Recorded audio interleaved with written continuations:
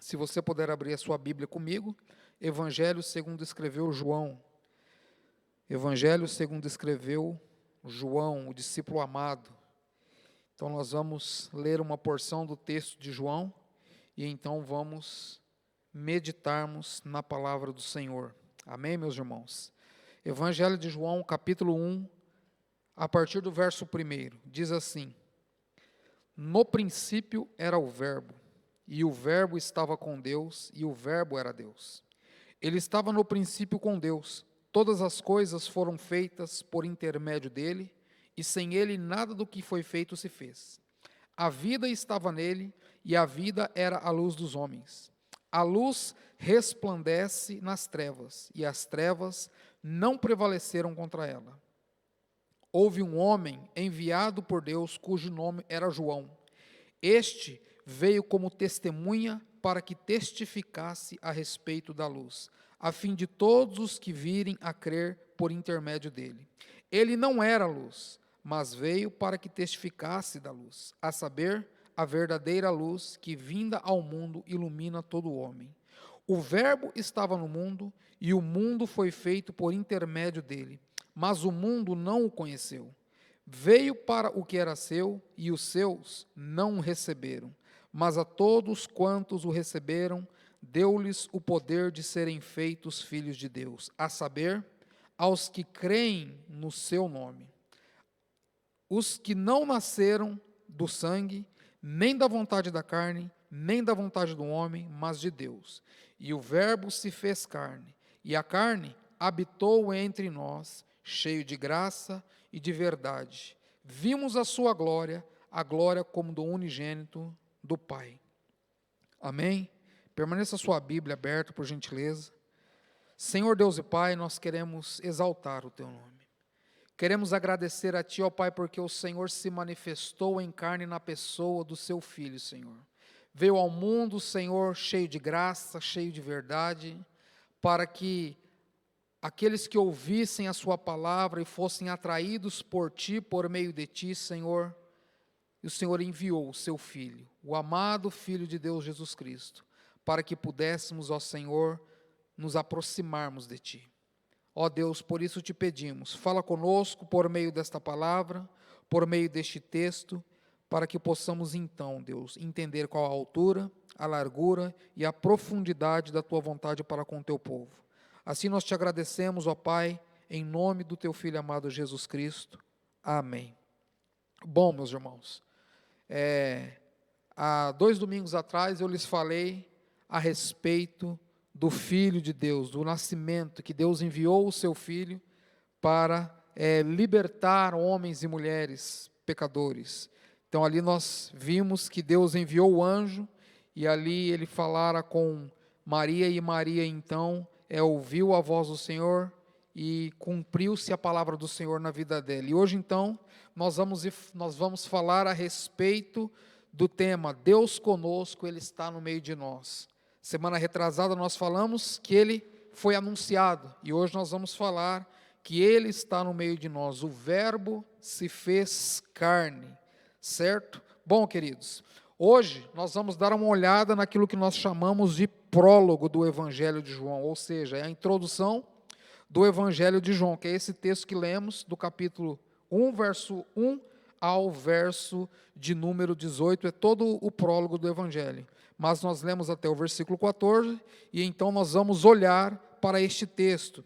Mas antes de olharmos para este texto, propriamente dito, nós precisamos retirar as sandálias dos pés, porque doravante o texto que vamos ver é Terra Santa, é um texto no qual deve falar aos nossos corações, no qual deve confrontar as nossas vidas e vivermos segundo a vontade da glória de Deus. Pois o território no qual vamos falar, como eu lhes disse, é Terra Santa. Poderíamos dizer que o Evangelho de João é o santo dos santos de toda a Escritura. Poderíamos dizer isso. E eu concordo com o reverendo Hernandes Dias Lopes, porque ele diz que o Evangelho de João é o livro mais importante da Bíblia. Eu concordo com ele, é um livro extremamente importante, é um livro que nos revela a pessoa amorosa de Jesus Cristo, e por isso eu concordo com ele. Como dissemos, nós vamos analisar um pouco este texto, o texto do prólogo do Evangelho, para então extrairmos deste texto algo para as nossas vidas, certo? Poderíamos gastar um longo tempo analisando somente esse texto, esses versículos que lemos, mas não é a nossa intenção aqui explorar totalmente o texto do versículo 1 ao versículo 14 que lemos, porque a proposta minha hoje é olharmos para o versículo de número 14, e o verbo se fez carne e habitou entre nós, cheio de graça e cheio de verdade. E então vimos a sua glória, a glória do unigênito do Pai.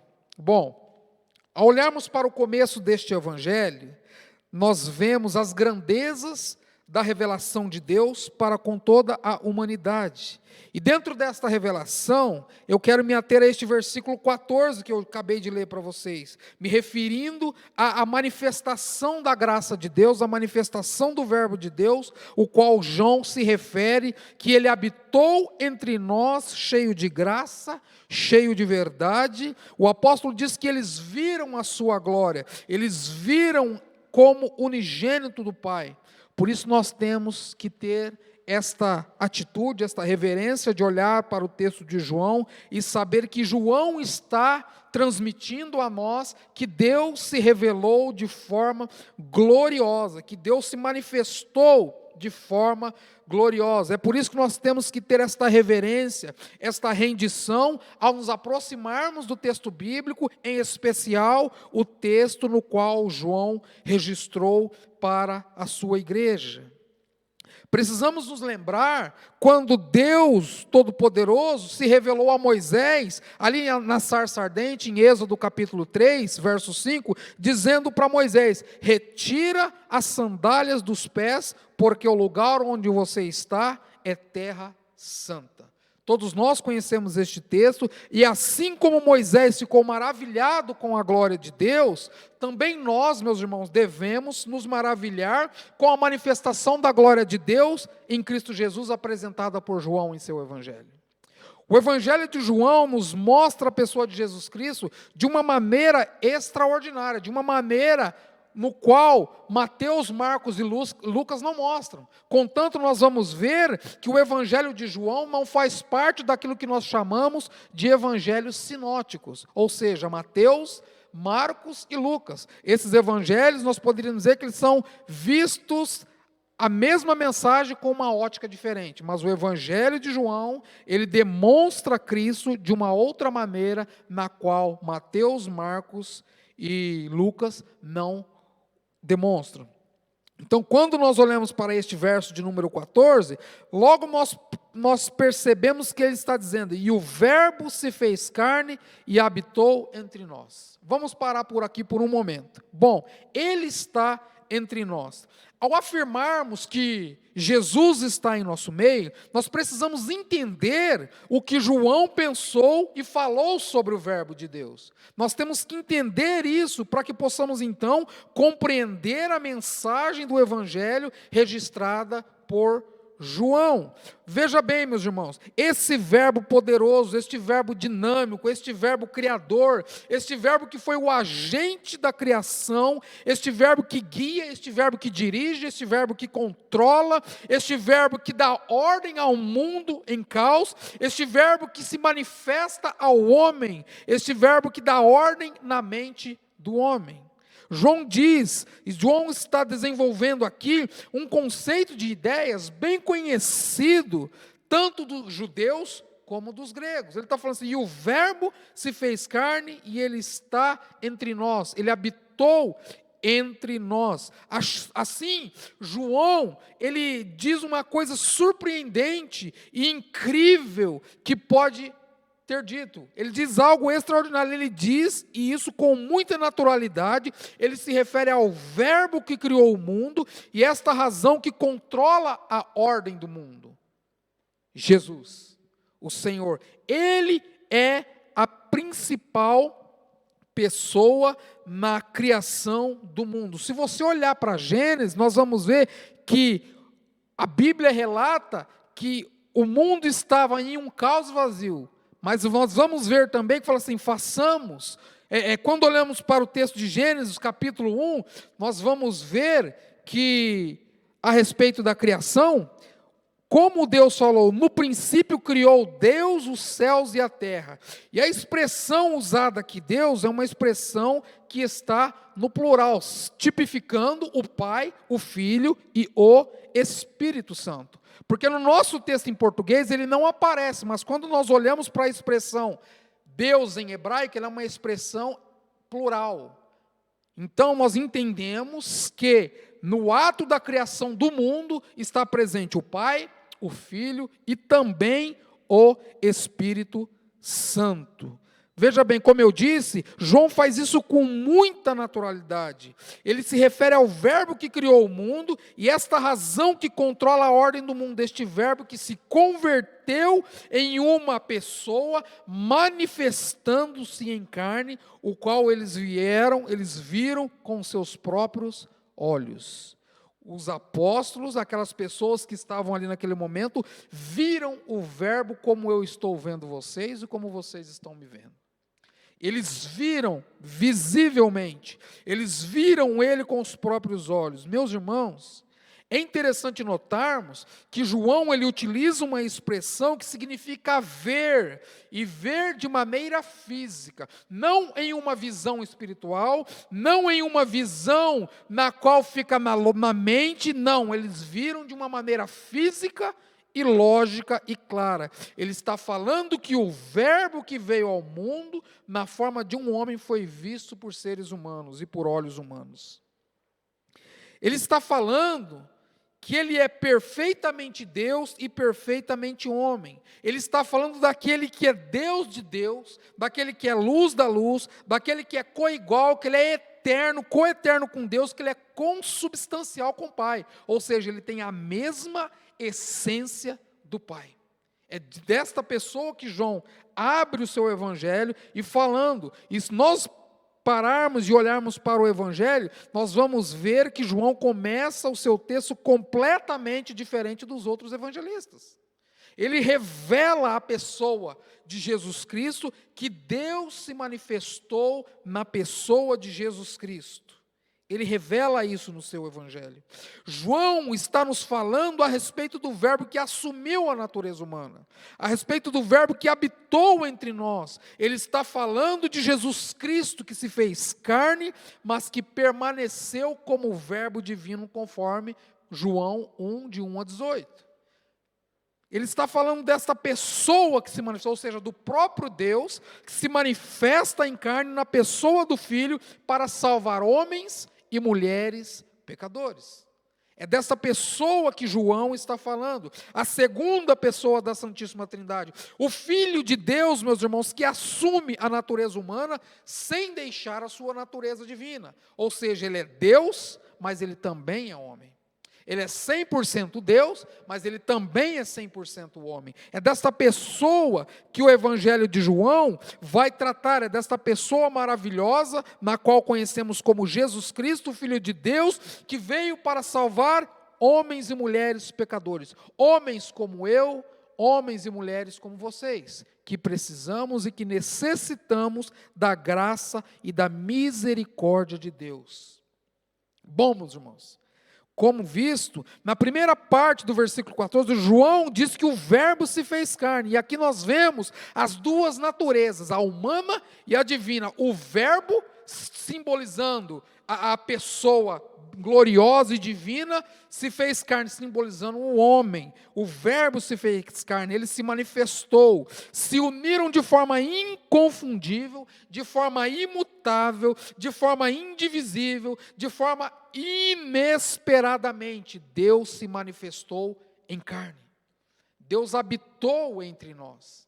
Deus habitou entre os homens. O verbo eterno de Deus, pessoal, divino, autoexistente, o Criador, ele esvaziou-se da sua glória, desceu até nós e vestiu a pele humana, conforme Filipenses capítulo 2, versículos 5 a 11. Ele se manifesta, ele se esvazia da sua deidade, sem deixar a sua deidade, e ele habita na terra como homem. Ele sente o que nós sentimos, as dores que sentimos ele sente, a fome que sentimos ele sentiu, a sede que sentimos ele também sentiu, porque ele era Deus homem. Ele era a segunda pessoa da Santíssima Trindade.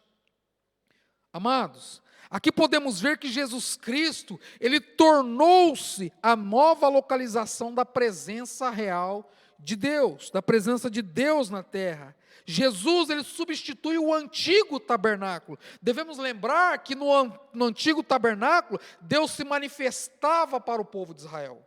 Deus vinha cotidiana, Deus vinha às vezes e se manifestava de forma visível. Uma hora ele se manifestava como uma coluna de fogo, uma hora ele se manifestava de uma outra forma, uma hora ele se manifestava na sarça ardente, mas Deus se manifestava de forma visível, de forma plena. Deus se manifestava de forma visível. E aqui então, Jesus, ele substitui o antigo tabernáculo onde Deus se manifestava para o antigo Israel. Mais uma vez, meus irmãos, nós precisamos notar que Deus sempre se manifestou para Israel, sempre se manifestou para o seu povo, e vemos isso claramente por grande parte do Antigo Testamento, se não por todo o Antigo Testamento. Nós vamos ver Deus se manifestando a Abraão, nós vamos ver Deus se manifestando a Jacó, nós vamos ver Deus se manifestando a Moisés, se manifestando a Josué, ao povo de Israel, a Gideão, a Manoá e a sua esposa, os pais de Sansão, Deus se manifestando a eles quando ele anunciou a respeito do que Sansão seria. Nós vemos Deus se manifestando de várias formas no Antigo Testamento, de formas visíveis. Eles viram Deus de forma visível, nas suas manifestações. Como vimos, são muitos os textos nos quais nos falam das aparições de Deus, de como Deus se apareceu. Mas aqui, João, vemos a soberania da graça de Deus, João demonstrando essa gloriosa graça que veio ao mundo, por causa de homens e mulheres pecadores, por nossa causa, homens e mulheres pecadores. Ele se manifestou para salvar. Aqui, João demonstra essa soberania da graça de Deus na encarnação, o Deus se encarnando, o verbo de Deus que se torna homem, que se torna humano.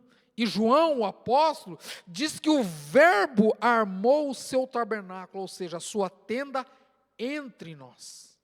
Ele está no meio de nós. Jesus, o Filho de Deus, o eterno e glorioso Deus que voltará para buscar a sua igreja. Ele está presente. Ele está no meio de nós.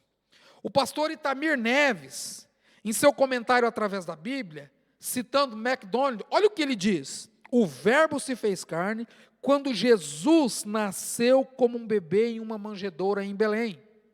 Ele sempre existira como filho de Deus, como um pai no céu, mas agora escolhera vir ao mundo em um corpo humano.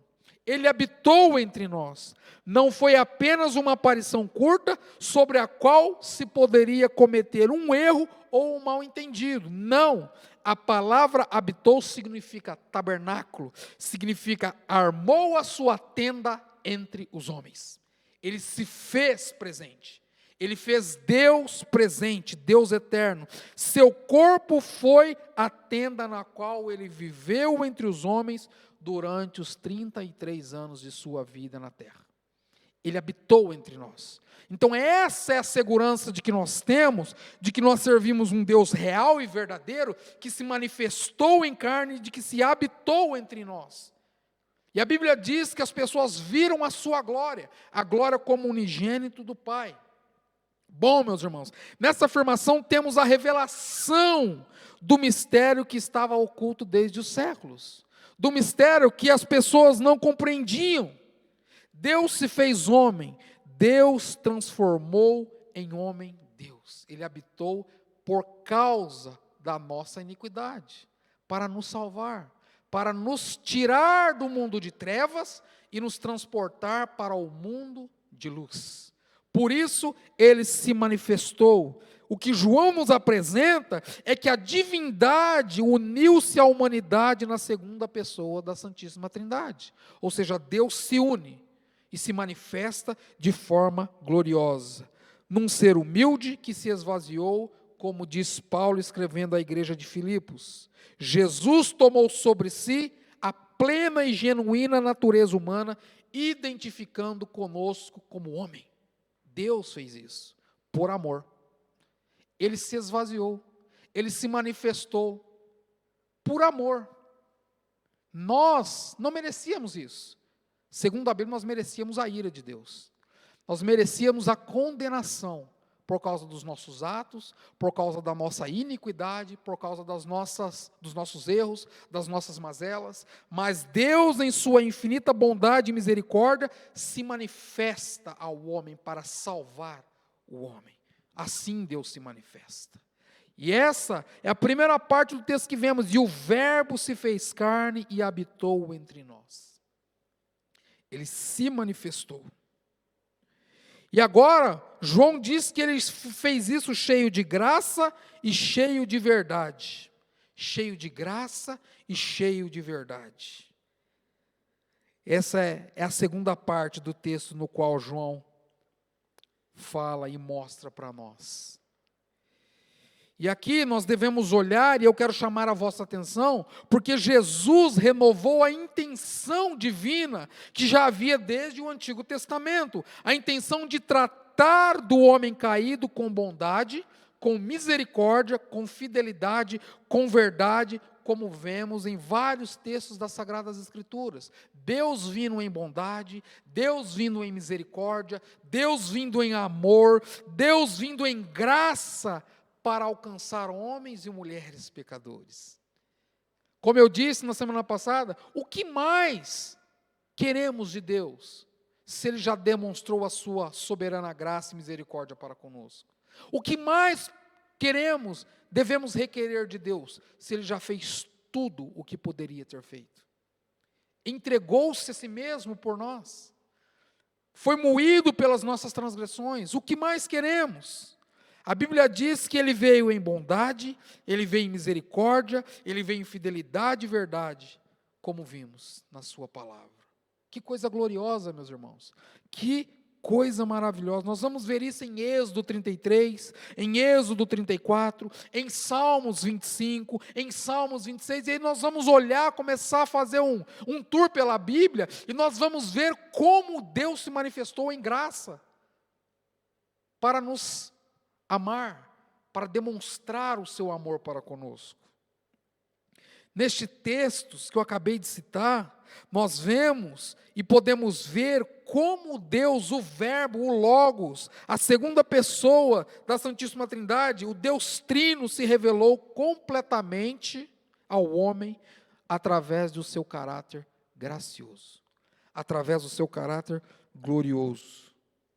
E aqui nós devemos, nesta porção do texto, prosseguir paulatinamente, pois quando olhamos para a palavra graça, nós logo vemos a ideia de algo completamente merecido, algo que nós não merecemos. Nós só costumamos a dizer que a salvação ela é por meio da graça, e ela é de graça. Para nós ela não custou nada, mas para Deus, custou o Filho, custou a vida do Filho. Ele entregou o Filho, e a Bíblia diz que o Filho foi voluntariamente até o Calvário, ele se entregou voluntariamente por amor, ele amou o mundo de tal maneira que enviou o seu Filho, ele enviou literalmente. Olha a bondade e a misericórdia de Deus, agindo em favor de homens e mulheres que não merecem, mas Ele o fez, porque essa era a vontade dEle. Amar, essa era a vontade dele, salvar o que havia perdido. Essa é a vontade de Deus, para com homens e mulheres pecadores. E isso, amados, implica a ideia de algo que nunca poderíamos ter obtido por nossas forças ou por nossos próprios méritos. Quando mencionamos a respeito da graça, precisamos entender que é algo que nós não poderemos e não conseguiríamos fazer por nossos próprios esforços. Nós recebemos Isto é graça de Deus, favor imerecido. Isto é bondade de Deus. Isto é a glória de Deus manifesta aos homens. De fato, Deus se manifestou. De fato, Deus realizou-se através da manifestação para o mundo. Ele veio para viver, sim, mas ele veio para morrer pelos homens e pelas mulheres e pelas crianças que não mereciam. É de suma importância nós compreendermos isso como cristão, que recebemos a graça, a bondade e a misericórdia de Deus. É de suma importância, meus irmãos, nós entendermos isso, que fomos alcançados por graça, que fomos atraídos a Deus por graça, por misericórdia, por bondade. Deus, sendo rico em misericórdia, se manifestou em Cristo Jesus para salvar o que havia perdido. Lucas 19:10. Deus, em pura misericórdia, fez isso. Misericórdia, bondade de Deus. Buscou salvar o que havia perdido. E a palavra graça, ela vai além ainda disso, pois ela acentua ao mesmo tempo a total pobreza do homem e a bondade ilimitada do amor infinito de Deus. Olha como a graça age de forma soberana. Olha como a graça age de forma gloriosa, demonstrando, sim, a pobreza do homem e acentuando a bondade ilimitada do amor de Deus. Isso implica na beleza da glória de Deus e o encanto de sermos atraídos pelo Deus triuno, o Criador dos céus e da terra e de tudo o que neles há. O Deus que criou todas as coisas, o Deus que se manifestou. E aqui novamente nós precisamos ficar atentos, pois esta palavra verdade, ela é predominante em todo o Evangelho de João. Se você começar a ler o Evangelho de João, você vai ver como João destaca a expressão verdade em seu Evangelho, demonstrando, falando ao povo, falando a nós a respeito da verdade, ou seja, a respeito de Jesus Cristo. Olha o que ele diz: eu sou a verdade, João 14:6, o próprio Jesus falando dele mesmo. Eu sou a verdade. João 8:32, conhecereis a verdade e a verdade vos libertará. William Barclay diz que para ver a verdade devemos conhecer a Jesus. Se nós não conhecermos a Jesus, nós não conseguiremos ver a verdade. E qual a maneira de conhecermos a Jesus, se não deleitarmos em sua palavra, se não gastarmos tempo em sua palavra? Porque eu costumo dizer, quem de nós viu Jesus em carne? Ninguém. Quem de nós contemplou a pessoa de Jesus em carne? Ninguém, nenhum de nós. Nós conhecemos a pessoa de Jesus Cristo através dos relatos que estão registrados na sua palavra. É assim que nós conhecemos a pessoa de Jesus Cristo. E aí eu concordo com William Barclay, porque ele diz que para ver a verdade devemos olhar para Jesus. E olhar para Jesus é olhar para a palavra de Deus. É gastar tempo, é meditar, é ruminar, é estudar a palavra de Deus e entender como foi a vida de Jesus. E olharmos para esta vida. Aí sim, nós conheceremos a verdade. Aí sim. O Senhor e seus discípulos, olha o que ele diz: se permanecessem com eles, eles conheceriam a verdade. É a mesma coisa para nós, se permanecermos com Ele, ou seja, com a sua palavra, nós também conheceremos a verdade. A Pilatos, olha o que ele disse: veio para dar testemunho da verdade. Queridos, como Barclay diz, Jesus é o que converte as coisas que estão em sombras em algo claro. É Ele quem ilumina, é Ele quem mostra o norte, é Ele quem é o farol no meio das tempestades. É Jesus. É Ele que faz isso, é Ele que tem este papel de nos mostrar e de clarear aquilo que está escuro. É quem nas muitas encruzilhadas da vida nos indica qual é o caminho correto que devemos seguir. É quem nos momentos de tomar decisões nos ajuda a escolher bem. É quem, em meio a muitas vozes, que nos ajuda a escolher, que nos ajuda a obedecer a palavra de Deus, que nos ajuda a entender, é Ele, a pessoa eterna de Jesus Cristo. É a pessoa soberana de Jesus Cristo, que faz com que nós compreendamos a sua palavra através do seu Santo Espírito. É Ele quem faz isso. É somente Ele que pode fazer isso. João 14,6 diz que Ele é o caminho, Ele é a verdade e Ele é a vida.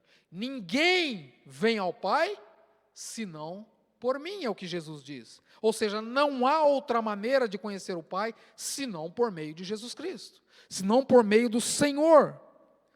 Através do Espírito de Deus, meus irmãos, que é a verdade, nós somos guiados e somos conduzidos a toda a verdade. Então hoje nós podemos perguntar e podemos indagar e fazer da seguinte maneira, porque o Espírito Santo, aquele que está conosco, ele que nos mostra os passos que devemos dar nos caminhos de Deus. É o Espírito Santo quem nos conduz a toda a verdade. É Ele quem nos revela a profundidade da sua palavra. É Ele quem faz com que nós compreendamos, assimilamos a palavra de Deus e então a aplicamos em nossa vida. É o Espírito Santo que faz isso. Nós precisamos entender que quando Jesus Cristo foi ascendido aos céus após Ele ressuscitar e ficar entre os homens, Ele disse que Ele enviaria quem? Ele enviaria o Consolador, Ele enviaria o Espírito Santo, para que através do Espírito Santo, nós então compreendêssemos a verdade e vivêssemos na verdade. É o Espírito Santo que faz com que nós entendamos a sua palavra. Nós podemos estudar, nós podemos gastar tempo e tempo estudando a palavra de Deus, mas se nós não clamarmos a ajuda do Espírito Santo, será um tempo perdido. Porque é Ele que é o professor por excelência, o Espírito Santo. Por isso, quando nós nos depararmos diante da palavra de Deus, nós precisamos depararmos em oração, em temor, em gratidão. Devemos saber que a Bíblia, sim, ela é um livro humano, escrito por homens, mas ela foi inspirada pelo Espírito de Deus. E nada melhor do que nós pedirmos o auxílio e a ajuda do Espírito Santo. O mesmo Espírito que instruiu os homens a escrever isso aqui. Ele trazer a revelação, ele trazer a compreensão do texto às nossas vidas. Nós precisamos ter essa atitude de ir para a palavra de Deus, sim, mas depender da ajuda do Espírito Santo para entender a palavra de Deus. Nós precisamos disso, meus irmãos. Nós devemos olhar para o Espírito Santo de Deus, porque Ele está conosco em cada passo que damos, em cada trilha que andamos, pelos caminhos de Deus. Nós precisamos entender que a verdade é o que nos faz livres. Acabamos de ler, conhecereis a verdade e a verdade vos libertará. É a verdade que torna o homem e a mulher livre. Porque quando não se conhece a verdade, você é enganado. Mas quando você conhece a verdade, então não tem como as pessoas te enganarem. Porque você a conhece. Conhecereis a verdade e a verdade vos libertará. E por fim, a terceira parte do versículo 14, que João registra no seu evangelho, ele diz o seguinte: e vimos a sua glória, a glória como do unigênito do Pai. Vimos a sua glória, a glória como do unigênito. Olha que declaração gloriosa. Imagine você declarar assim: eu vi a glória de Deus. Olha que coisa gloriosa. Olha o que João está falando. Vimos a sua glória, a glória como do unigênito do Pai. Olha que declaração. Amados, ao olharmos para esta última parte deste versículo, do verso 14, vemos João descrever o manifestar da glória de Deus sobre os homens. E aqui precisamos olhar atentamente para o que as Escrituras dizem. Elas nos declaram que Jesus é a exata expressão de Deus. Exatamente a expressão da glória de Deus, conforme Colossenses 2,9. Olha o que diz Colossenses 2,9. Porquanto nele habita corporalmente toda a plenitude da divindade. Ou seja, sem faltar. Deus habita plenamente em Jesus Cristo, na segunda pessoa da Santíssima Trindade. Olha que coisa extraordinária, ele se manifestou pleno. Ele se manifestou plenamente para salvar homens e mulheres pecadores. Ele não se manifestou parcialmente, não. Ele se manifestou plenamente na pessoa de Jesus Cristo. É o que o texto de Colossenses 2,9 diz. Como vimos, no primeiro ponto da nossa análise e da nossa mensagem, ele é coigual, ele é coeterno, ele é consubstancial com o Pai, ou seja, ele tem a essência do Pai. E eu concordo com o pastor Hernandes, que diz o seguinte: João nos diz que a vinda de Jesus foi uma manifestação de glória. E eu concordo com ele, porque ele diz que Jesus ele é a expressão exata, ele é a exegese de Deus na terra. Exegese, ela é a parte, vou tentar explicar para vocês de forma bem clara. Vamos pensar em uma vitamina de abacate. Você coloca o leite, o abacate, a maçã e tantos outros itens naquela vitamina. O que é exegese? Ele separa tudo isso. É como se ele catasse a vitamina e fosse: essa aqui é o leite, essa aqui é a maçã, essa aqui é a uva, essa aqui é a maçã, essa aqui é a banana. Isso é exegese, ele separa, literalmente, para você cada parte, para você ver cada parte. Então, Hernandes diz que ele é a expressão exata, ele é a exegese de Deus, Jesus. Ele se manifesta em carne. Isso é Jesus. Olha como ele se manifestou para nós. Olha como ele fez, como ele se revelou ao homem, para salvar o homem pecador. João nos diz que a vinda de Jesus foi esta manifestação gloriosa. Quando Jesus está no casamento em Caná da Galileia, ele realiza o milagre da transformação da água em vinho. Todos nós conhecemos o texto. E olha o que João diz que ele manifestou a sua glória quando ele fez isso. Ele manifestou a sua glória, João 2,11.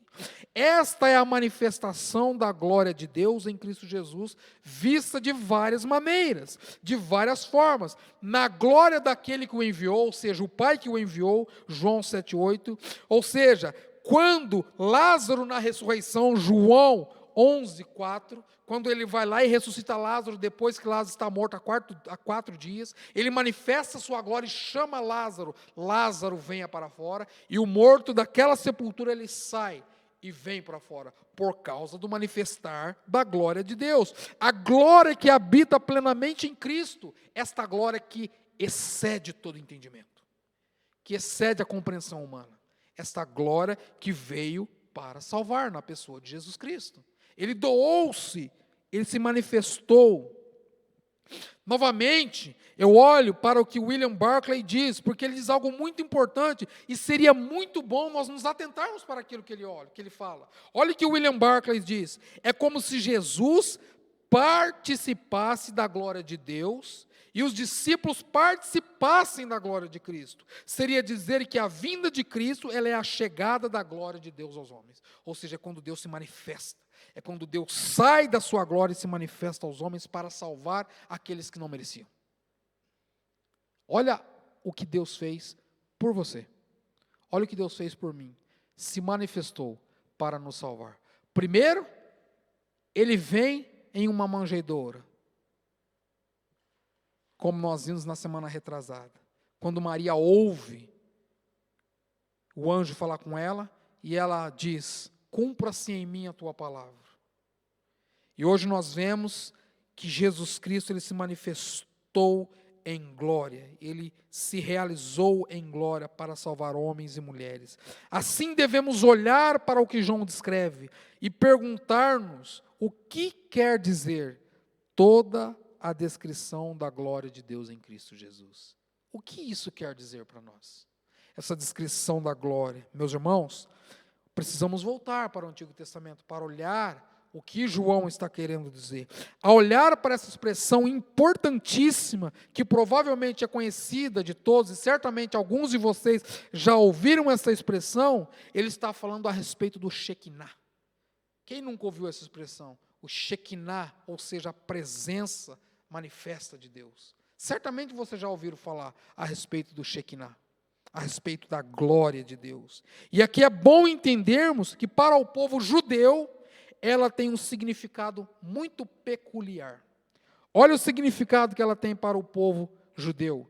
Para eles é aquilo que habita no meio do povo, no meio do arraial. Ou seja, ele não sai, ele está constantemente no meio do povo. É assim que nós temos que entender Jesus. Ele está constantemente no meio da igreja. É assim que devemos entender. É a palavra empregada para designar a presença visível de Deus entre os homens. É a presença visível de Deus entre os homens. A sua palavra, o alimento que devemos de comer, o alimento que deve nos alimentar cotidianamente. É a glória de Deus expressa em sua palavra. Por vezes, os relatos e as aparições de Deus no Antigo Testamento são muitas. O que era conhecido como teofanias. Teo da palavra Deus, fanias de aparições, ou seja, como Deus se aparecia. Então era constante isso no Antigo Testamento. E quanto a isso, nós precisamos entender que a glória de Deus vinda, ela vinha de momentos em momentos aos homens. Deus, o Senhor, e isso demonstrava que Deus estava perto, Deus estava próximo do seu povo, quando havia a manifestação da glória de Deus. Em uma frase muito simples para nós entendermos isso, é a presença de Deus em nosso meio. É a presença de Deus quando louvamos, é a presença de Deus quando ouvimos a sua palavra, é a presença de Deus quando meditamos em um versículo, é a presença de Deus quando oramos e abençoamos uns aos outros, é a presença de Deus no meio da igreja. É o manifestar da glória de Deus, é a Shekinah de Deus. Então, João, ele descreve e ele ilustra de forma muito gloriosa a respeito do Filho unigênito do Pai. É como que para João fosse um pai que dá ao seu filho mais velho a sua própria autoridade, a sua própria honra, o herdeiro do trono, o herdeiro do rei, seu filho mais velho, é investido de toda a glória real do seu pai. Foi exatamente o que aconteceu com Jesus Cristo. Quando ele veio à terra, quando ele veio aos homens, os homens viram nele o esplendor da glória de Deus. E no centro deste esplendor eles viram o amor de Deus para com a humanidade. O amor de Deus para com os homens. Quando Jesus veio à terra, eles viram nele a maravilha de Deus. E a maravilha de Deus era o amor de Deus para com os homens. Quando Jesus se manifestou aos homens, eles viram a glória de Deus e o amor de Deus expresso de forma plena para salvar os homens. Ele nos amou primeiro. Ele doou-se para nos salvar. Que presente melhor poderíamos ter? Ele doou-se para que pudéssemos então sermos salvos. Diante de quem nós nos prostramos, diante de quem nós não só nos prostramos como terror, mas perdidos, meus irmãos, de assombro, de amor, de louvor, de entrega, de reverência ao Deus Criador dos céus e da terra.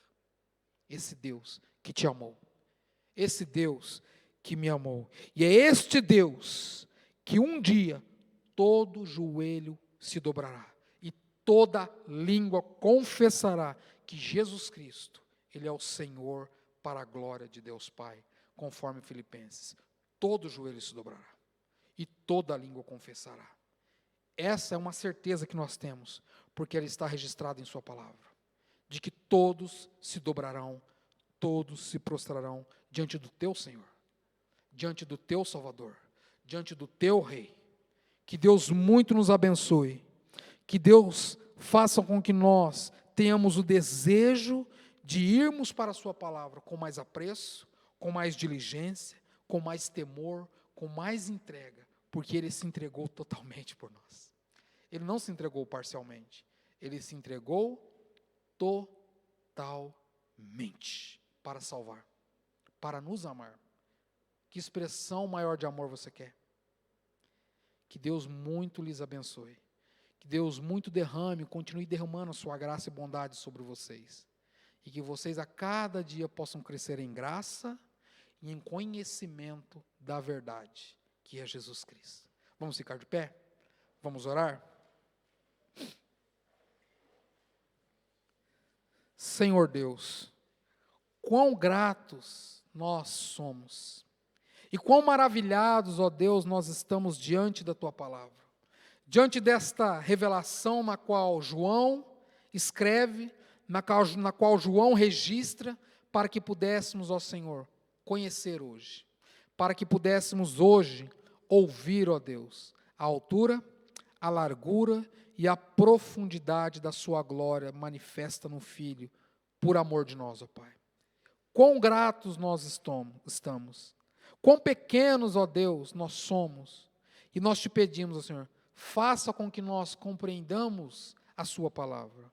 Ensina-nos, ó Senhor, dia após dia, a olharmos para a verdade que é o Teu Filho Jesus Cristo, a nos deleitarmos nesta verdade, e que possamos, ó Senhor, através deste deleite, olhar para aquele que está perdido, e transmitir esta palavra para aqueles que estão perdidos. Ó Deus, ajuda-nos, capacita-nos, ó Senhor, a dia, a transmitirmos a Sua verdade, a pessoa de Jesus Cristo, através dos nossos atos, através das nossas atitudes, através das nossas orações, através do nosso clamor, ó Pai.